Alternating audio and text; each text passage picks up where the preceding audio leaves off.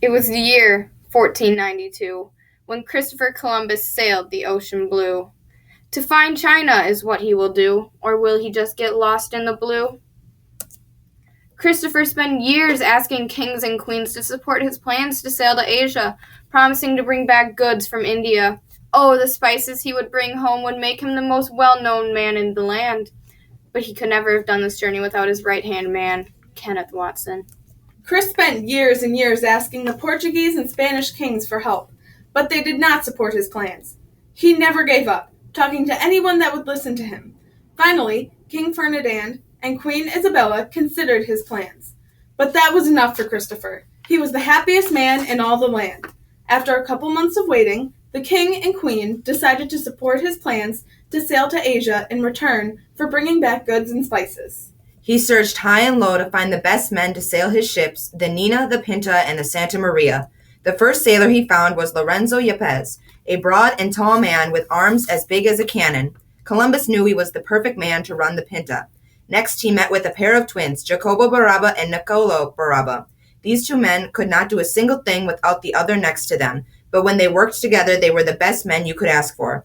Columbus assigned these men to the Nina, knowing they would be a perfect addition. Needing to fill up the Nina, he went looking for someone strong and dedicated. Salvador Murillo worked at the local harbor. He knew how to fix ships and any issue they would come into. Now he needed a chef, one that knew how to work well with fish. Looking for men at the fish market, he found Lope Zorillo. He could turn a rotten tuna fish into the most spectacular meal you've ever had. Columbus knew Lope was the perfect man for the Santa Maria. The last man found aboard the Santa Maria was Fernando Ostero.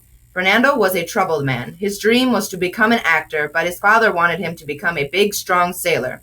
And so he was forced to give up his dream and join Columbus's crew. As the men boarded the ship, a small voice screeched from behind Chris. "Wait, senor!" the shrimp of a man squeaked. "I need to come with you. It is my destiny." Pepito Pino was a toothpick of a man. He hadn't grown since the age of 12. He had a fire inside of him, but wouldn't hurt a fly. The other men groaned as he skirted his way in line. Columbus, being bad with turning away such spirited individuals, allowed him to tag along. August 3rd, 1492. It was the day Christopher was waiting for his entire life. And now that he had all of his crew assembled, he was ready to set sail. On the long journey to Asia, they needed to pass time. It was Jacobo's bright idea to play a game called Go Fish, with the carcasses that Lope threw away. Although the fish were smelly, the game itself didn't stink. Fernando proposed, "Why don't we make a musical, senor? We can grace the heavens with our talent for the gods."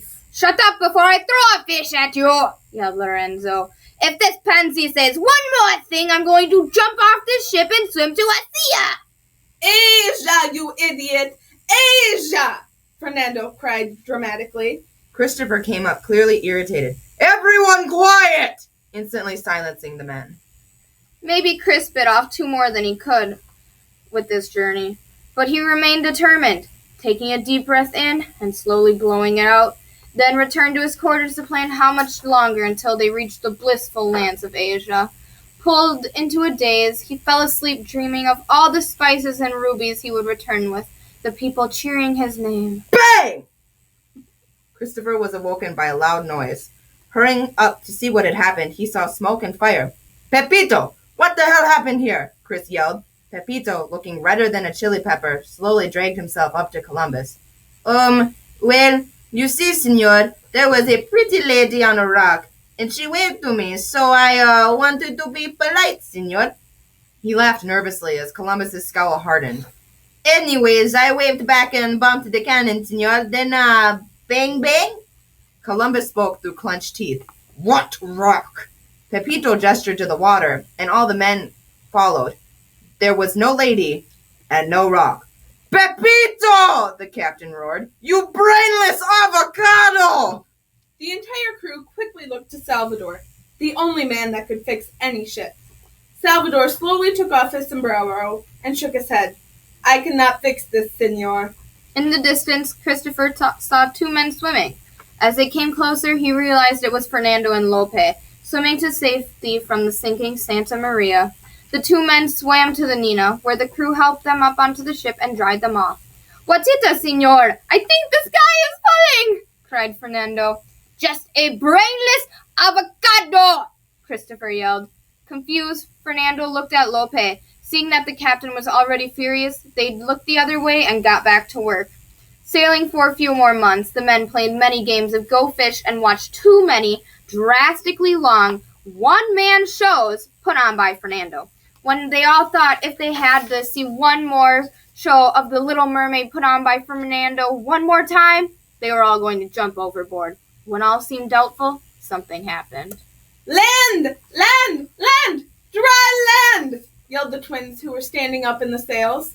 Everyone stopped what they were doing and ran to the front of the ship.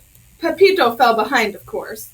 They all looked in a hazy stare, dreaming of all the Asian dishes they would be eating and all those spices that could be as valuable as rubies. They stated to blow on the sails, hoping that would get them there faster. They docked the 2 boats and started practicing how to say spicy to all of the Indians. Christopher was the first to step off the boat and the first to have a puzzled look on his face. This did not look like India, and these were the weirdest looking Indians they have ever seen before. But he went with it, and so proud of his accomplishments, jumped with joy and yelled for his men to come and explore the land within. In India, Kenneth Watson was patiently waiting for Christopher to arrive. Ugh, I can't believe he's late again. He shook his head. You'd think the right-hand man would get more respect.